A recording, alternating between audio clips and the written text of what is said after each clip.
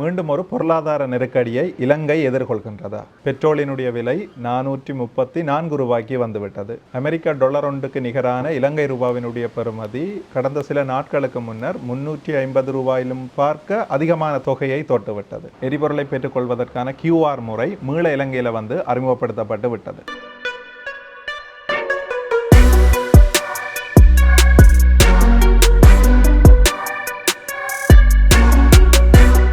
அனைவருக்கும் வணக்கம். நான் சட்டத்தரணி தனஞ்சயன். இந்த வீடியோவில் நாங்கள் பார்க்க போகிற விடயம் இலங்கையினுடைய பொருளாதார நெருக்கடி தொடர்பாக பார்க்க போகிறோம். இன்று மக்கள் முன்னுள்ள மிகப்பெரிய ஒரு கேள்வியாக மீண்டும் ஒரு பொருளாதார நெருக்கடி இலங்கைக்கு ஏற்படுமா இல்லையா என்பது காணப்படுகின்றது. இலங்கையை பார்க்க இலங்கை உண்மையில் தெற்காசியாவில் உள்ள ஒரு மிகச்சிறிய நாடு. கிட்டத்தட்ட 25 மில்லியன் மக்களை கொண்ட ஒரு நாடாக இலங்கை காணப்படுது. இலங்கையானது 1948ஆம் ஆண்டு சுதந்திரம் அடைந்ததன் பிற்பாடு பல பொருளாதார நிலைகளை கடந்து வந்த ஒரு நாடாக காணப்படுது. 1960ஆம் ஆண்டு காலப்பகுதியில் அப்போதைய சிங்கப்பூரினுடைய ஜனாதிபதி தாங்கள் இன்னமும் 10 வருடங்களில் இலங்கை போன்ற ஒரு நாடாக வர வேண்டும் என குறிப்பிட்டார். ஆனால் இன்று நாங்கள் இன்னமும் 50 வருடங்களோ அல்லது 100 வருடங்களோ சென்றாலும் சிங்கப்பூரை போல ஒரு நாடாக வர முடியுமா இல்லையா என்பது எங்கள் முன்னுள்ள மிகப்பெரிய ஒரு கேள்வியாக இருக்கின்றது. அந்த அடிப்படையில் இலங்கையினுடைய பொருளாதார நெருக்கடி தொடர்பாக நாங்கள் பார்க்கல இலங்கைக்குள்ள மிக முக்கியமான பிரச்சனை ஏற்றுமதி மற்றும் இறக்குமதி தொடர்பான பிரச்சனையாக காணப்படுது. ஏற்றுமதி மற்றும் இறக்குமதி தொடர்பான பிரச்சனைகளை நாங்கள் பார்க்கல இலங்கையில் நாங்கள் அரிசி பருப்பு முதல் லக்ஸரி வெஹிக்கிள்ஸ் வரைக்கும் நாங்கள் இறக்குமதி செய்கிறோம். இலங்கையிலிருந்து தேயிலை, ரப்பர், கருவா மற்றும் தைக்கப்பட்ட ஆடைகள் போன்ற பொருட்களை நாங்கள் ஏற்றுமதி செய்கிறோம். இலங்கையினுடைய இறக்குமதியோடு ஏற்றுமதியை ஒப்பிடுகின்ற போது இலங்கையினுடைய ஏற்றுமதியை விட பல மடங்குகளாக இலங்கையினுடைய இறக்குமதி காணப்படுது. இது இலங்கை பொருளாதாரத்தில் உள்ள மிகப்பெரிய ஒரு பிரச்சனையாக காணப்படுது. இலங்கை எப்படியான ஒரு நாடாக இருக்குன்னு சொல்லி நாங்கள் பார்த்தோம் என்று சொல்லி சொன்னால், சில குடும்பங்கள் இருப்பினும் அவர்கள் அன்றாடம் உழைத்து அன்றாடம் உணவுண்டு அன்றாடம் படுத்து தூங்குகின்ற நபர்களாக இருப்பினும் அடுத்த நாள் காலமாக அவர்களுக்கு சமைக்கிற உணவு இருக்காது, அவர்களிடம் காசு இருக்காது, பணம் இருக்காது. அதாவது அன்றாடம் காட்சிகளாக வாழ்ந்து வருகிறோம். கிட்டத்தட்ட உலக அரங்கில் இலங்கையும் அவ்வாறான ஒரு நாடாகவே இருக்குது. காரணம் என்ன என்று சொல்லி பார்த்தோம் என்று சொல்லி சொன்னால், இலங்கை தான் சுமூகமான கால பகுதியில் இலங்கை நாட்டை கொண்டு செல்ல கூடிய ஒரு நாடாக காணப்படுது. மாறாக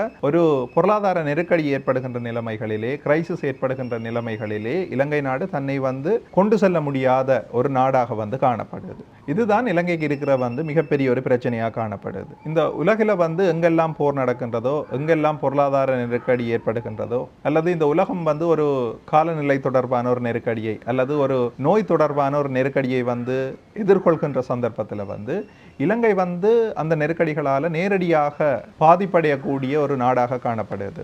உலக சர்வதேச வர்த்தகம் பாதிப்படைகிற சந்தர்ப்பங்களில் முதல் பாதிப்படைகின்ற நாடுகள பட்டியலில் இலங்கை தொடர்ந்து முதல் நிலையை வைச்சு வருது. ஏன் அவ்வாறான சூழ்நிலை இலங்கைக்கு ஏற்படுது என்று சொல்லி பார்த்தோம் என்று சொல்லி சொன்னால், அநேகமான நாடுகளில் ஃபாரின் ரிசர்வ்ஸ் காணப்படும். அதாவது ஒரு பொருளாதார நெருக்கடியை எதிர்கொள்கின்ற சந்தர்ப்பத்தில் அல்லது ஒரு பொருளாதாரத்துக்கு பிரச்சனை ஏற்படுகின்ற சந்தர்ப்பத்தில் அவர்களிடம் ஏற்கனவே ஒதுக்கங்களாக வெளிநாட்டு நாணயங்கள் காணப்படும் அல்லது தங்கம் காணப்படும். அவ்வாறான சந்தர்ப்பங்களில் அவர்கள் தங்களிடம் இருக்கின்ற அந்த ஒதுக்கங்களை, அதாவது எங்களுடைய சாதாரண மொழி நடையிலே நாங்கள் சேமிப்பென கூற முடியும், அந்த சேமிப்பை பெற்று அவர்கள் அந்த இக்கட்டான காலப்பகுதியில் அதனை செலவழித்து தங்களுடைய நாட்டை இயங்கக்கூடிய ஒரு நிலைக்கு கொண்டு வருவார்கள். ஆனால் அப்படியான பெரிய அளவான ஒதுக்கங்கள் இலங்கையில் காணப்படவில்லை. இந்த உலகினுடைய முதல் பணக்காரரான இலான் மாஸ்கினுடைய சொத்து மதிப்பு 1 ட்ரில்லியனாக காணப்படுகின்றது. ஆனால் இலங்கை மத்திய வங்கியினுடைய வெளிநாட்டு நாணய ஒதுக்கமானது 6.7 பில்லியனாக குறிப்பிடப்படுகின்றது. மிக இலகுவாக நாங்கள் விளங்கிக் கொள்ளலாம். எங்கள்கிட்ட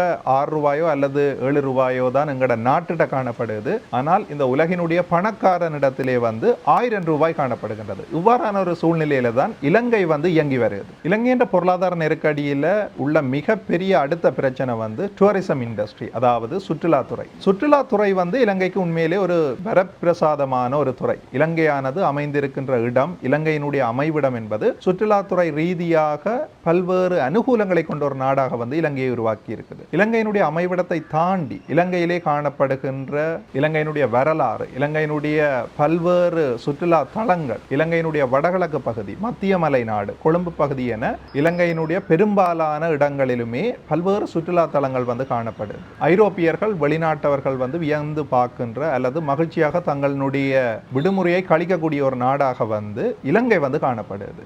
இந்த சுற்றுலாத்துறை சார்ந்து இலங்கை வருடாந்தம் மிகப்பெரிய வருமானத்தை வந்து பெற்று வருகிறது. ஆனால் அவ்வப்போது உலக அரங்கிலே ஏற்படுகின்ற போர்களாலும் நோய் தொற்றுக்கள் போன்ற நெருக்கடிகளாலும் இந்த சுற்றுலாத்துறை வந்து மிகப்பெரிய அளவில் வந்து பாதிப்பை எதிர்கொள்கின்றது. அவ்வாறான பாதிப்புகள் ஏற்படுகின்ற போது அந்த பாதிப்புகள் வந்து இலங்கையினுடைய பொருளாதாரத்திலே மிகப்பெரிய தாக்கத்தை வந்து ஏற்படுத்தும். இலங்கை வந்து பெரிய அளவில் வந்து சுற்றுலாத்துறையை நம்பி இருக்குது. சுற்றுலாத்துறை மூலம் கிடைக்கின்ற வெளிநாட்டு பண வருமதியை வந்து நம்பி இருக்குது.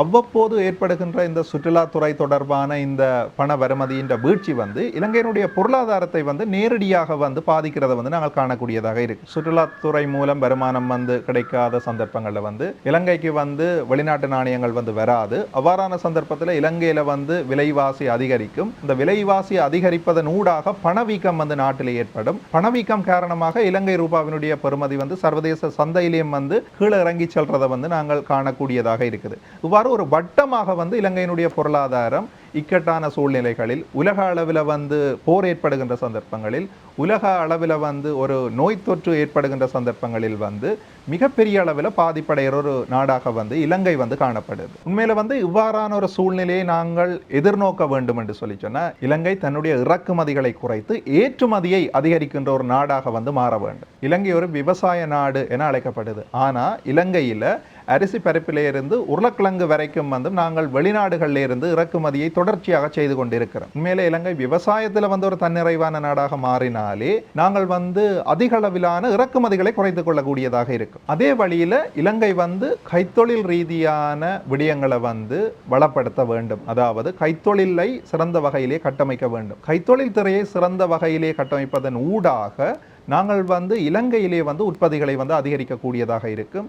மிஞ்சிய உற்பத்திகளை வந்து ஏற்றுமதி செய்யக்கூடியதாகவும் இருக்கும். அதன் மூலம் இலங்கை வந்து வருமானம் பெற்றுக்கொள்ளக்கூடியதாக இருக்கும். இலங்கை நாடானது இப்போவும் வந்து ஒரு விவசாய நாடாக மற்றும் சேவைத்துறையை வழங்குகின்ற ஒரு நாடாகவே அறியப்படுகின்றதே தவிர இலங்கை வந்து உண்மையில தொழில்நுட்பம் தொடர்பாகவோ அல்லது கைத்தொழில் தொடர்பாகவோ வளர்ந்து செல்கின்ற ஒரு நாடாக வந்து காணப்படவில்லை. இது இலங்கையில் உள்ள மிகப்பெரிய அடுத்த ஒரு பிரச்சனையாக இருக்குது. இலங்கையில் உள்ள அடுத்த மிகப்பெரிய பிரச்சனை, இலங்கை மிகப்பெரிய அளவில் வந்து எரிபொருளை வந்து இறக்குமதி செய்யுது. அந்த எரிபொருளில் பெரும்பகுதி வந்து இலங்கையில் மின்சாரத்துறைக்கு வந்து பயன்படுத்தப்படுது. இலங்கை மீளுருவாகக்கூடிய வகையில் சூரிய சக்தியை பயன்படுத்தியோ அல்லது காற்றாலை சக்தியை பயன்படுத்தியோ மின்சாரத்தை அதிக அளவில் உற்பத்தி செய்ய தொடங்கியக்குள்ள மின்சாரத்துறைக்கு தேவையான எரிபொருளை வந்து நாங்கள் வந்து குறைச்சி கொள்ளலாம். இது போன்ற செயல் திட்டங்களும் வந்து இலங்கையில் உண்மையில வந்து முன்னெடுக்கப்பட்டால் இலங்கை வந்து இறக்குமதியை குறைத்து ஏற்றுமதியை அதிகரிக்கின்ற ஒரு நாடாக வந்து உலகளாவிய ரீதியில் வந்து திகழ முடியும். உண்மையிலே இலங்கை வந்து சிங்கப்பூரை போல அல்லது UAE துபாய் போல ஒரு மிகச்சிறந்த சுற்றுலா தளமாக ஒரு கமர்ஷியல் ஹப்பாக வணிக கேந்திர மத்திய நிலையமாக திகழ முடியும். அதற்கான பொட்டன்ஷியல் வந்து இலங்கையில் வந்து காணப்படுது. ஆனால் அது இன்னமும் சரியாக திட்டமிடப்படாது, இன்னமும் சரியாக ஒழுங்கமைக்கப்படாத ஒரு சூழ்நிலை வந்து இலங்கையில் வந்து காணப்படுது. இலங்கை தன்னுடைய இறக்குமதிகளை குறைத்து ஏற்றுமதிகளை அதிகரிக்கின்ற ஒரு நாடாக, பொருளாதார கேந்திர முக்கியத்துவம் உடைய ஒரு நாடாக, சுற்றுலாத்துறையை சிறந்த வகையிலே விருத்தி செய்த ஒரு நாடாக திகழும் பட்சத்தில் இலங்கை வந்து தன்னுடைய பொருளாதார நெருக்கடியை குறைத்து வளர்ந்து செல்கின்ற ஒரு வளர்முக நாடாக வந்து விரைவிலே மாற முடியும். இலங்கையினுடைய பொருளாதார நெருக்கடி தொடர்பானதும் அந்த நெருக்கடிக்கான காரணங்கள் தொடர்பானதுமான உங்களுடைய கருத்துக்களை நீங்கள் இந்த வீடியோவினுடைய கமெண்ட் பகுதியிலே குறிப்பிடலாம். இது போன்ற வீடியோக்களை நீங்கள் தொடர்ச்சியாக பார்வையிடணும் என்று சொல்லி சொன்னால் தனஞ்சயன் LLB என்கின்ற இந்த தளத்தை சப்ஸ்கிரைப் பண்ணி கொள்ளலாம். தமிழால் அறிவார்ந்த சமூகம் ஒன்றை உருவாக்குவோம். நான் சட்டத்தரணி தனஞ்சயன். நன்றி, வணக்கம்.